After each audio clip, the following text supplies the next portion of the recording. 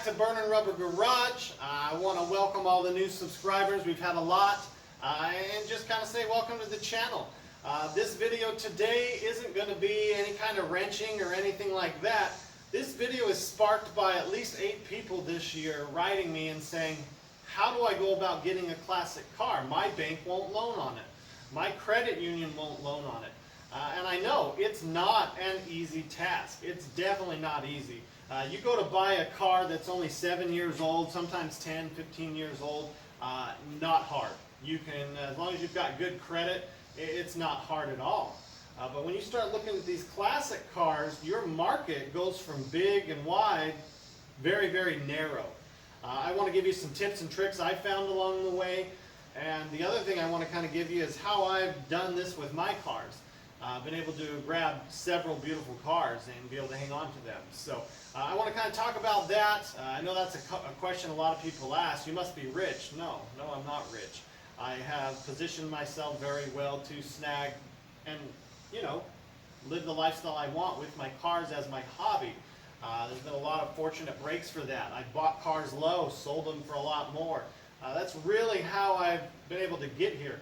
A lot of these cars, the Fox body was in my wheelhouse as a teenager, but I didn't own one until later. I owned several other Mustangs, but I would buy a car, usually a really good deal, play with it, tinker with it, modify it, sell it, usually at a profit. And that's not always the case with cars, but I would buy such good deals. I'll hunt for years for cars. And that Suburban there was the blue Suburban over there was 1 to 2 years of hunting till I found the perfect one. And by that time I'd saved up a lot of cash. The Camaro, I had a Challenger project that I was working on. Got it as far as I wanted to get it, sent it down the road. Made money on that too. So I was able to snag this Camaro. The Nova was really it's the longest standing car I've owned on the channel. I believe we're looking at 10 years with the car, maybe 11. I'd have to go back and check the dates. I've had this car for a long time, long enough to put 2 starters in it. Well, we're working on putting another starter in it.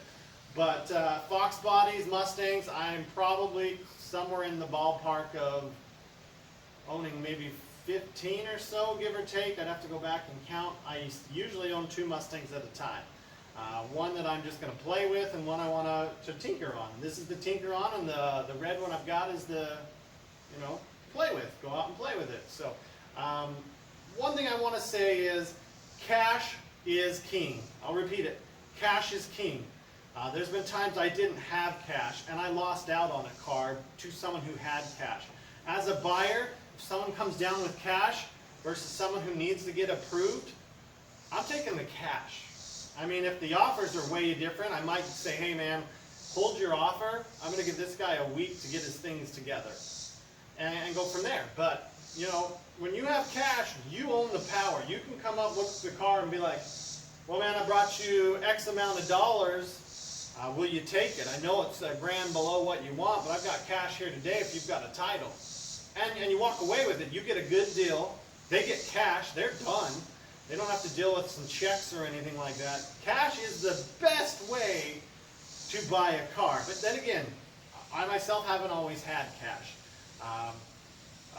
Local credit union, the one thing you want to call up, or anyone who will loan it, you want to call up and say, will you loan on a classic car?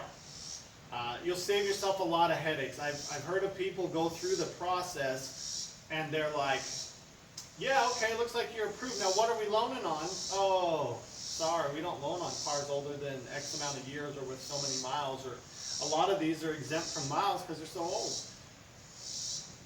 You can really save yourself a lot of time by saying, hey, so-and-so bank, so-and-so credit union, you guys loan on classic cars. Sometimes they'll say, well, what is it? Well, it's a 68 Camaro SS. Yeah, we could probably do it. The other thing you got to watch out for is if they do say yes, how much will you loan? NADA has 3 values, a low, a mid, and a high. Sometimes they'll only loan 80% of the mid value, but they're going to want a lot of documentation, pictures. They probably want to hear it run. They want to see it. Some will only loan the low value, so again, you're going to need some cash with it unless you're buying a just really smoking deal. The other thing is you're not usually able to buy a project car with a vehicle title loan. You can do a signature loan, which works. It can be done, but you can do a signature loan, buy the project. It's usually going to be a higher interest rate, but that's definitely a way to get into it without all the hoops that you have to jump through for these cars. One of my favorite credit unions is out in Utah. It's America First Credit Union. I'm not even in Utah anymore, and I still have them in my speed dial because that's the branch I like to go to. They've always been fair. They've always been honest and upfront with me. Have I got every loan I put in for? No. Sometimes the value of the vehicle in their minds just doesn't work out, which is fine. I have talked to SunTrust. They usually do a lot with the older cars. I think they've changed their name now. Woodside Credit. A while ago, I went for a loan from them. And just for the example here, I have pretty decent credit, enough to be able to get loans. And I talked to them. They know they corner the market a little bit. They're easy to get into and get approved. But me, I like to buy and sell cars. And I guess within the last so many years, I've bought and sold several cars. So I went and was talking with them, got approved, and when they came back with that approval, they tried to jack with me. They said, look, we like your credit, we like everything about it, but this worries us, so we're going to tack 2% onto your loan. And I was thinking, well, that's not fair. That's just, they assume I'm going to just dump the vehicle, which I haven't dumped a car in a couple years. And what I did dump, didn't have a loan on it. So they must have been going way back to find a reason to charge me more, which doesn't make me happy. Woodside Credit, shame on you. The other thing they did is they said instead of 10% down, we want 20. And I was like, you know what, that's fine. It just lowers my payment anyways. I've got it. But I wasn't okay with the 2%, so I fought with them and argued with them. Their reasoning was their reasoning, and I think he knew that this is the place I knew I could get a loan. I was worried about going somewhere else at the time because I had just, just getting ready to move. I was worried that was going to affect me. Anyways, long story short, I let that car go. I did not go with Woodside, and I won't go with them again. If I don't have cash or a different place to get it, I won't go back to them. And I hope they watch this, and I hope you watch this and know that you've got to have some cash saved up. Funny thing is, Woodside Credit never booked the car out. They just looked at my credit, asked what it was, just like, what year is it? Yeah, okay, cool. They didn't ask details like what does it have, what does it not got. They didn't care. They just wanted their money, which is, that's pretty good. So if you're out there, Woodside Credit is an option. Be prepared for at least 10% down. Be prepared to go by their terms, their rates, everything like that. Another option that I have not done personally, but I know other people have, is you go talk to them. Some people, if you have a chunk down, some people might make payments. They'll write up an agreement. Very rare. Sometimes buying from family, you can do that. Even then, it's rare. But there are people out there who are just like, I just need to get rid of the car, man. I just need some cash. That's a sign for me that if I was in that spot, I'd be like, look, man, yeah, you're asking $20,000 for the car. I've got $10,000 down. Will you sell me the car and I'll make you payments and have it paid off in 3 years? Can you do that with interest? Some people may be like, you know what, I need the cash now and that extra income every month would be nice. What happens if this? Well, you get your car back. I mean, make it sweet for them and just know that if you don't make your payments, they get the car. It's your word. You need to stand by that. But SunTrust, I didn't want to go to their branch. They had like a 45-minute wait, so I didn't go to SunTrust back in the day. I didn't buy that car. I have done America First Credit Union in Utah. There's other credit unions that will loan on it. If the car's not super expensive, I would say 10 grand or less. To me, that's not super expensive for a classic car. That's a deal. Even if it is a project, I would probably just go the signature loan route and try and pay it off quick. A lot of the times these guys won't loan unless the car runs, drives. They'll want to see it. They'll want to walk around it or pictures from every corner, interior motor, and they want to hear it run. They'll have a VIN inspection done and everything like that. Not a problem, but if the car doesn't run because you're buying a project, you're not going to probably be able to get a loan too easily. What was it? Woodside wanted to send out an individual to inspect the car. They have people across the country that will go inspect your car. They loan money. That's their goal. They want to see your payment history, your credit. They'll loan money. From my experience with them and a few others that I've interacted with, they like to jack it and have it their way. They want to add fees on the back end. Now, you sold some cars a while ago. How do we know we're going to make our money? Well, I get that too, because they're in the power. They have the money. But I sold a few cars and I refinanced. 2 of them I refinanced because rates had dropped so far. But they look at it as I close that loan. They're worried they're not going to get their money. They're still getting their interest, so I don't get why they're so worried about it. But, I'm not a businessman on that aspect.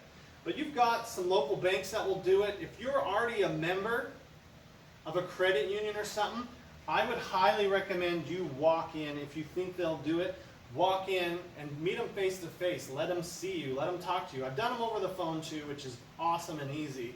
I've applied online, which is awesome and easy. I bought a lot of cars in my days, and a good credit score really helps you out in that aspect. But if you go in there and you see them and they can see pictures of the car, they're going to have underwriters that need to approve it. And people are scared of old vehicles. One thing I don't get is the old vehicles hold their value. You can go out and you can buy a Cadillac Escalade for $100,000. Within 2 years, I don't think that vehicle's even worth $60,000. That's a huge drop. So that bank has now got a vehicle that's well under its book. They don't hold their value. And I'm not bashing Cadillac or Lincoln or any new car is going to drop. Okay, I can't say any. There are a few cars. The C8 Corvette, that is one you might have been able to make some money on. The Shelby GT500, another specialty car, may have been able to sell it for more after you've had it for a little bit. But eventually the market is going to flatten. There's going to be more C8s on the road. They're going to be at dealers. You're going to lose a little value. But your average run-of-the-mill pickup truck, just a Camaro, in this case, let's just say Mustang, you drive them off the lot, they've already dropped in value. But a muscle car, my thought is, this car I got a good deal on. And this car I could sell it for a lot more than I bought it. But then again, I have put years into it. Not straight, but you get the point. I've had it for years. I've done little things there. Now I got wheels and tires, which on a new car, congratulations, your new car has wheels and tires. Your value didn't move. But on something like this now could appeal to more people. You've got nice suspension on it. You've got a newer motor. People are into that thing. The big thing that adds value on an old car, because it's really popular, is same with this orange truck right here. It has an LS swap in it. That is what's hot. The modern drivetrain in a classic looking vehicle, that's a money maker. That truck right there, once it gets a bed on and gets painted, I bet I double my money. And why? Because I bought it cheap. Yes, I paid cash, because no one's going to want a loan on a truck with no bed. I've done a lot of work to it just to get it so everything that's in it works. But I also have, I think, $2,500 in a bed kit with lights. So it takes money to play, but once you start playing, you can sell it and have what you got in the project plus extra. So the nice thing is, after you do a few of these over the course of several years, soon you're sitting on a little bit of cash. And that little bit of cash, yes, you have this project. Yes, I guess the bank owns that project. But you have cash. You can actually buy another project or really dump some money into this one and make it your dream. But if you're like me, if you have one, you want it's like the grass. You water it and it grows. Pretty soon you have a fleet of cars. I mean, I'm not saying that you'll turn into Jay Leno or anything. I'm just saying I enjoy cars, and I enjoy older cars. They are what just, man, I tell you what. I mean, take a look at this. Find a new car that looks that good. Find a new car that looks that good. Find a new car that's as fun to drive as that. They're out there, but not every new car does. I'm sure for some people that excites them, but for me, old cars excite me. And I want to be able to help you get into that dream car, whether it's a newer one, an older one. A newer one you're going to have a lot easier time getting into. If you go into the bank and you're like, hey man, I want a 2020 Mustang GT in orange, you know, with the track pack or whatever options you want, performance pack, I guess, performance pack 1, performance pack 2, you could probably make that happen. Heck, Ford will probably help you make that happen with some amazing financing right now. But you go in to the same bank or whatever and you say, I want a 68 Camaro SS, a lot of people are going to say it's not going to happen. If you have a lot of money down, that will definitely help. If you have, let's say this car right here is a $30,000 car, and you have $15,000, a bank is probably more likely to loan on that if they investigate it all, because they're going to book this car out. And just for rough sake, I think this car is in the $50,000 or $60,000 range. High book. I mean, that's a pristine car. So this car itself is honestly probably a $30,000 to $40,000 car. They're asking $30,000. You go in there and say, hey, look, I booked this out. If you'll book it out, you'll see I'm putting $15,000 down. I'm going to pay the title, registration, all the fees associated with it. I just need a loan for $15,000. That is below low book on this. You should be able to get your money back. It's a running, driving, beautiful paint car. The risk is minimal for you guys. You might have a shot. You might make somebody be able to override it, because I have had a credit union in the past override it. Why? Because they wanted my business. I made a deal with them too, so I mean, it's not uncommon to make some deals. I said, look, you do this loan, I'll bring a couple of my loans to you. And they want my business. So there's always that. You may find a bank or a credit union that wants your business. But I feel like I've rambled on enough. Cash is king.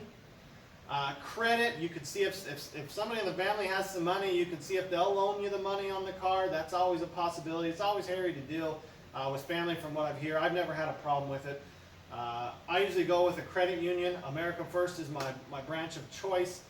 Tennessee Valley Federal Credit Union is another pretty good one. They're a little more picky, but they'll work with me at least. These cars though, once you have one, it's like a bug. You're gonna want to either make that one amazing, which who wouldn't, or you're going to want more. It just happens. It's just the way it goes. But hopefully this helped you out. Cash is king. That's the moral of this story. The one way you can kind of compete with cash is if you're pre-approved. So if you're in the hunt, let's say we're hunting for this 68, and I call a bank, a credit union, whatever, and I'm pre-approved, and some will even send you a letter. That's almost as good as cash. I would say it's not quite there, because I lost out to a Chevelle for that. I said, look man, I'm pre-approved. They'll be sending somebody out next week. He messaged me the next day. Someone showed up with cash, man, it's gone. I was like, whatever, cheese ball. That's not the words I used, but yeah, I was pissed because I had planned on getting that Chevelle. But that's okay. We picked up something else instead. Pre-approval is huge. You can get a lot there. Be like, look, I'm pre-approved. I just need to come see it. If I like it, I'll take some pictures. This is what they need. Know what they're going to need. Do they need a VIN inspection? Do they need the person to take the car to a different branch if it's not local and have them walk around it? If the branch you're working with is local, they'll probably have the car be brought down. They'll hear it start, idle. They know it drove there. They'll inspect it, look around it, look at the miles, look at the VIN, and they'll go in about their way, and you'll be good. But you're already pre-approved, so at that point, they go out and they go, pass the inspection, here you go. Here's your cashier's check, and then you go, here you go for the title and the keys. You made a mistake, should have sold this car, thank you, and you're off with your dream car. So again, cash is king, pre-approval is close. Telling somebody, and this is why, I'm going to go to the bank. Usually, I would say 60 to 70% of the time, people never come back. They don't get approved. So that's why cash is king. But if you've already got that approval, that takes away that fear from that seller's mind. And what I've also seen is, I did it on my 68 Mustang. I told the guy, this is a hot car, man.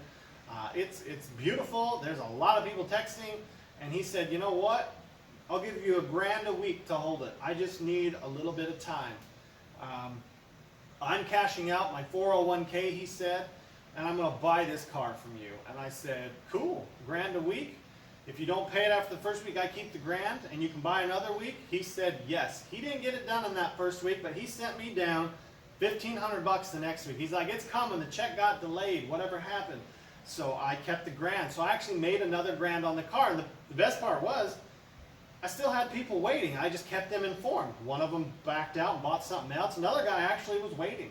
So we got the deal done, and the guy calls me up and goes, man, I will give you this amount of money to keep that car in your garage, which at the time I had a smaller garage than this. So I couldn't fit this many cars. And I said, look, man, that's a primo spot.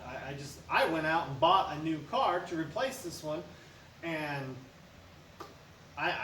okay, well, what are we talking here? It was about $300 a day. I held it for a week and good to go. So I made a lot of money on that car. I sold it at a very, what I considered fair. I was happy. He was happy. He got a lot of car for that. It's another way you can say, like, give them money. That is my biggest thing. Give them at least a little bit of money to make it worth their time while you do your thing. That's another thing. I was going to the bank. This is one more story, and then I'll let you guys go. I was going to the bank to buy a red Fox body. I believe it was a 91. It was a GT. Was it the perfect car? No, it was not the perfect car. But they're hard to come by when they're clean. So I said, I will be right back. I'm going to the bank to pull out the $3 grand.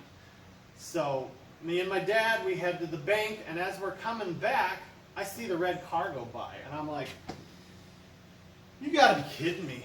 That car just went by. So we pull up, and the dude's like, sorry man, snooze you lose, should have brought cash. And I was like, dude, I said I was going to the bank, and I'm coming right back. What part of that didn't work with you?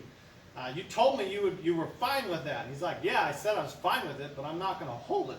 So I was like, oh my gosh, as my voice cracks like a 12-year-old boy. I was like, oh my gosh, dude, you are the biggest dickhead. And he's like, if you'd have given me money, I would have held that car for you, but you just went to the bank. Who's to say you didn't come back? Dude showed up. Again, cash is king. Dude shows up, takes on that car. Come to find out, it worked out better for me. I found a different car. I got tons of stories on car buying, but it worked out. In the end, it always does work out, it seems like, as far as buying cars. But man, I was so livid. Even my dad was livid because we wasted our time, hours of driving. Wasted. And luckily there was a bank close by, but man, I was close enough to see what I had planned on buying drive the opposite direction. And I knew it was that car because in the back window it had a giant pony. Front window said Mustang, and I mean, it was pretty unique for that time. Man, I tell you what. But anyways, hopefully this helps you out, gives you a few things to think about if you're chasing the dream of a classic car. Go for it. If you need anything from me, check out some of my other videos like the C10 if that's what you're buying. I've got a buyer's guide there that's going to help you. If you like this, let me know. Thumbs up, comment down below. I usually reply to all comments. Lately my YouTube's been jacked up and hasn't been giving me comments. So they're there, I just have to go hunt for them. I figured that out now, so I'm going to be replying tonight. With that being said, thanks for subscribing. If you haven't already, just right down there, just hit subscribe. And if you really like to see my content, hit that little bell, turn notifications on. You'll be notified as soon as I post up another video. If you have anything you'd like to see me do, let me know. I love to talk about cars. I like to do things with cars. I live, sleep, eat, breathe, drink cars pretty much. My cups are cars. And we've got a big video coming out for you. I'm hoping it's ready for this weekend. I am excited to show you that. So hit that like button, and I hope you have a great day. Stay safe. Oh, and keep the wheels on the ground. That's another big one.